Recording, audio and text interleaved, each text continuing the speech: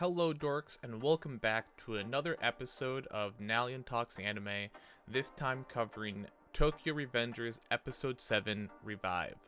This episode continues off right where the last episode ended, with Mobius coming right into the warehouse where Mikey and friends were hanging out and instantly challenging them to a fight. Mikey instantly shows that he is not afraid of them and walks right up to their leader and just starts talking shit. And as a quick reminder, there's only like 5 people from the Toman gang present. Meanwhile, there's like 20 to 30 guys from Mobius in this warehouse. So it's pretty ballsy of Mikey here to just walk up and start talking trash in front of their leader's face. And while all that is happening, Takemichi is like zoning out, just looking at Asanai. And even though Mikey's the one who's been talking trash, Asanai decides to punch Takemichi in the face first, saying that he was looking down on him. And it wasn't just one punch. Asanai began unleashing like a whole combo of punches right at Takemichi. He was giving him the starburst stream of fist punches. But then, Pa, being kind of a bit of a bro, stops Asanai's punches by like grabbing his arm and then, saying, "Your fight's with me." And well, long story short, Pa gets the shit kicked out of him. Like, there's one point when he gets punched square in the nose, it breaks his nose, he's bleeding all over, and the dude like passes out. He's barely conscious, if you can call him conscious, as just standing on his feet, barely throwing punches. And now, at this point, Takemichi has somewhat recovered from the onslaught of punches that Asanai had given him, and is trying to, like, have somebody help Pa out, but Mikey won't let anybody get involved since Pa is still standing. And this entire time, all of Asanai's like gang, I guess the Mobius gang, is just laughing at him. They start talking about how he lost, what's the point in fighting? And even Takemichi shares that sentiment as well a little bit. Why is he still fighting? Like, it's clearly over. However, Mikey, for whatever reason, insists that Pa hadn't lost yet. And as I'm watching this, I'm like, does Pa have some sort of secret ability? Is he actually a really strong fighter? He's just gonna start whooping on Asanai here? And well, that never happened. It got to the point to where Takemichi was considering what was happening to Pa to be straight up torture. And at this point, since Mikey wasn't letting them like help him out at all, it just seemed cruel to Takemichi. Eventually, however, Pa does begin to fall over, but Mikey is able to catch him, and Pa gives a "I'm sorry that I lost" to Mikey. But Mikey once again reassures him that he hasn't lost. He then sets him on the ground softly and looks right at Asanai. He then begins to slowly walk up to Asanai, as if there is no like situation going on. And what was really interesting in this scene is that as Mikey is walking up to Asanai, it goes over to what Draken is doing, which is just standing there. I think that's just to show that in this current situation, Draken is not going to hold Mikey back from doing something, and he's gonna let Mikey, like, I guess, off the leash. Just gonna let him go wild. Which I thought was an interesting addition there, if my thought on that is correct. As soon as Mikey fully approaches Asanai, like standing right in front of his face, Asanai of course begins talking trash, and before he can finish his second sentence, Mikey, from a standing position, kicks him right in the head and brings him to the ground. I almost wouldn't even call it a kick. Like, he used his foot to make Asanai's head go from where it was to the ground. Like, it was like a foot push to the ground. Like, foot meet head, head meet floor. And that was it. Asanai was knocked out, unconscious, 1 kick KO. Good game. Needless to say, my jaw hit the floor. I had expected something to happen. Like, my initial thoughts were like, oh, this is gonna be a good fight, because we know Mikey's a good fighter, and obviously during the fight we learned that Asanai boxes, so I was excited for the fight. But no, it wasn't even a fight. It was just, I don't even know how to describe it. It was just over. Just a kick to the head, and that was it. If it was physically possible for me to do it, my jaw would have hit the floor. And then Mikey follows it up by boldly stating that as long as he has the Tokyo Manji gang's back, then nobody can ever lose. Which is a callback to Pa saying that he lost, and all of them mocking, him for losing and all that kind of stuff. But damn, dude was looking menacing too. Like, there's dead fish Mikey, and then there's angry dead fish Mikey, but this was menacing dead fish Mikey. Like, he needed the JoJo menacing characters around him, because he looked like he was about to kill someone. With his victory secured, Mikey begins to walk away. However, Osanai doesn't seem to be totally out for the count. There happens to be a broken bottle nearby, so he reaches for it, is able to stand up, and then begins to charge Mikey. Draken sees this charge happening and stands in front of Mikey ready to take the hit. Now, in Takamichi's mind and vaguely my mind, it was, oh no, this is it. This is how Draken gets stabbed. However, we have to remember that Draken gets stabbed on August 3rd. Whatever happens here is just the catalyst of what causes it. But with this being a whole time travel type thing, we have to remember that there's always the possibility that Takamichi's presence here in general can change things enough to just already cause Draken to die at a certain point in time. However, as just a little side note here, Takamichi's presence, or maybe not presence, but Takamichi's changing of the past so far seems to only affect the major events. There's not really much of a butterfly effect or anything like that going on.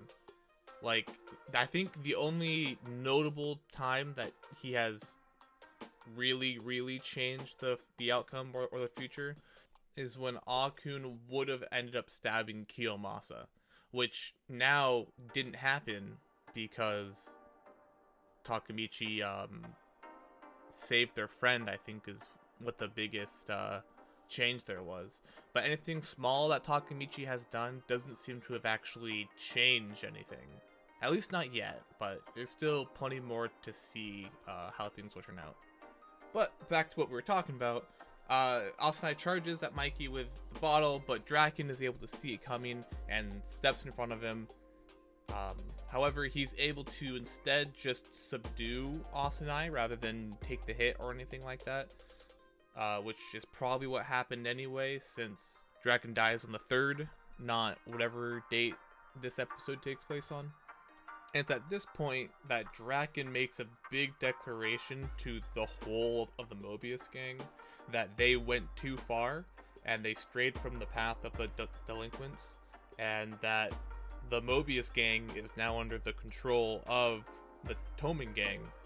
And in that entire thing, I really started to get like this mental picture that I personally really enjoyed, that the Tokyo Manji gang was meant to be the gang that keeps all the other gangs in check or in control by using their own power to enforce whatever ideals that they have, I guess, if that makes sense.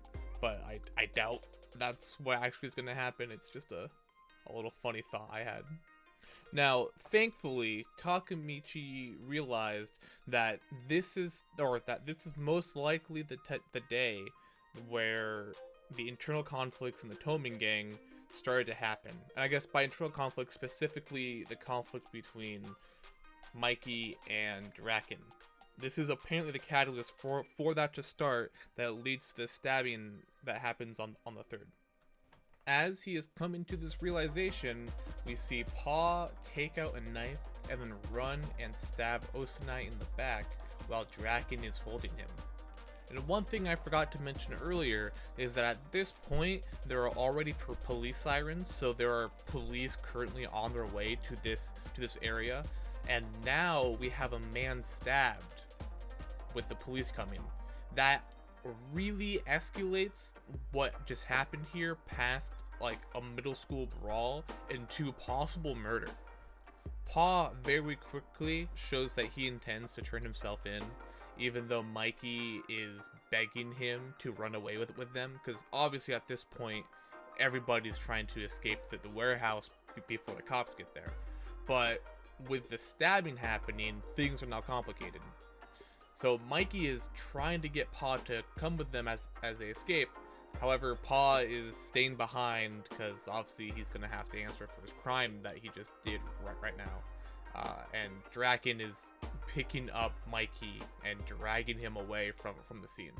The members of the Toman gang who didn't stay behind, mainly just being Pa, are able to escape pretty easily. However, while they are sprinting throughout the town, Takemichi is unable to keep going and then passes out. Shortly after, to us at least, Takemichi wakes up in the hospital next to Emma. And as a reminder, Emma is the woman that Takemichi has in the past woken up to being on top of him in the karaoke room. Also, due to that situation, was the last time we saw Hina when she beat him up because she had mentioned that situation to Hina. Now, we have no idea how long Takemichi was in the hospital for, but Emma does kind of give us a recap of what happened after Takemichi passed out. Now, according to Emma, Draken had called her and told her to go there, where she found the passed out Takemichi and then brought him to the hospital. She then goes on to say that after he had fainted, Mikey and Draken got into a fight that kept escalating and then escalating and kept getting worse, and there are now two factions inside of the Toman gang. One being on Mikey's side and one being on Draken's side. And apparently the reason for this escalation all seem to center around the fact of Pa getting arrested after all of that happened. And that's most likely because Draken dragged Mikey away, leaving Pa behind. So it's probably Mikey just being salty that they left somebody behind or something like that. That's just my best guess. And as was established in the last episode that we saw Emma obviously has some sort of feelings towards Draken. So when she started to realize that there are all these internal conflicts, she became really worried about Draken and began crying and crying until she ended up just crying into Takemichi's lap. Which, of course, was a great time for Tina to walk in and see this woman bobbing her head into Takemichi's lap. Because for whatever reason, when Emma was crying, she was bobbing her head up and down. So, guess who got beat up by Hina again? Yes, that's right, Takemichi. And then we fast forward a little bit, and Takemichi is now home from the hospital, but he apparently has to stay in bed for a couple of days to help recover. And I thought this was a bit of a weird detail that they added in, but I decided to take note of it just in case. But in his 3 days of rest, he completed a 2,500 piece puzzle that he was really proud of. Again, I thought that was a bit of a weird detail, but there it is. Since Takemichi apparently has such great friends, his friends, like the younger version of his friends, walk into his room. We got Akun and then, the rest whose names are escaping me. And they come to hang out, talk to him, see how he's doing, check up on their friendo. And he starts to get a little bit of information from them about the current state of Toman since he's been away for a few days. And they start to tell him how serious things are and just all this really bad stuff. And then they start laughing and then pull the "it's just a prank, bro." And then they start talking about Draken and Mikey some more, which is a great time for Draken to poke his head into the door, and he brought a watermelon and everything is chill and they're hanging out. Takemichi decides to use this time with Draken to try to get some information out of him.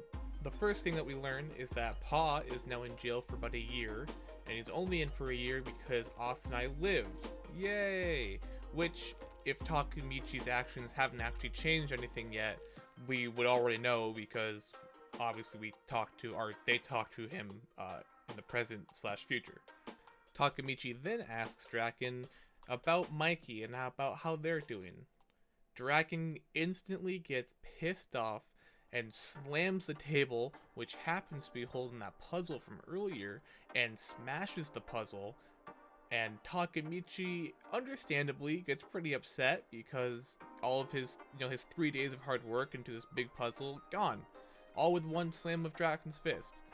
So obviously things are still not good between Draken and Mikey.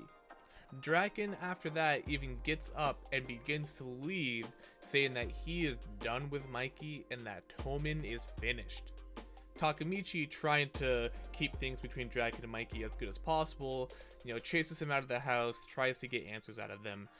But wasn't this just a great time for Mikey to also be stopping by to check up on Takemichi, and they meet outside in front of each other and kind of enter a, "What are you doing here? What are you doing here?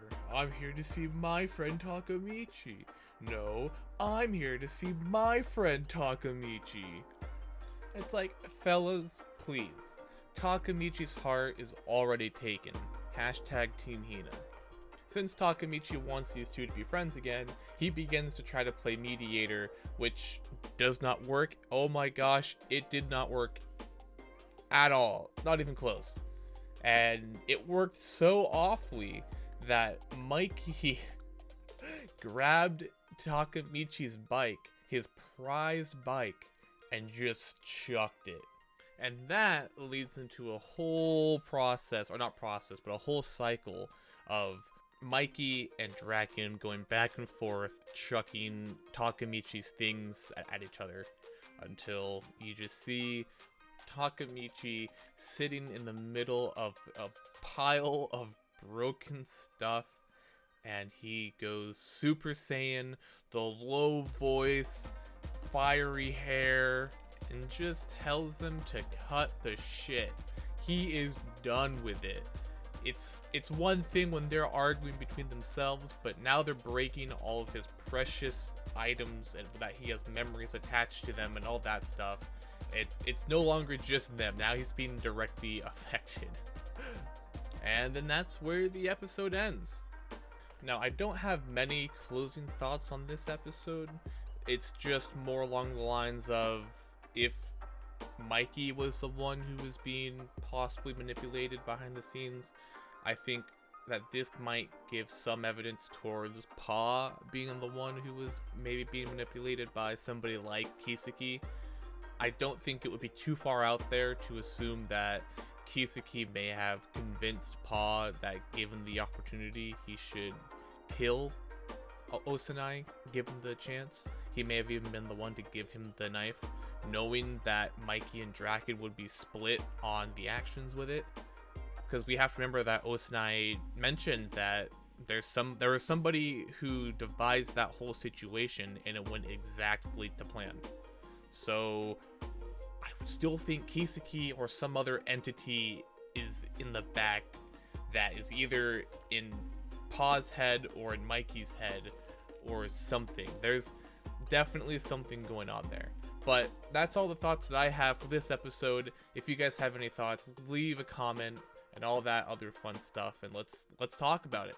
If you're listening on any sort of podcast platform, then thank you so much for the listen. Please consider following for more. If you're watching on YouTube, leave a comment, like, subscribe, and all that stuff. And I'll see you guys in the next one. See ya.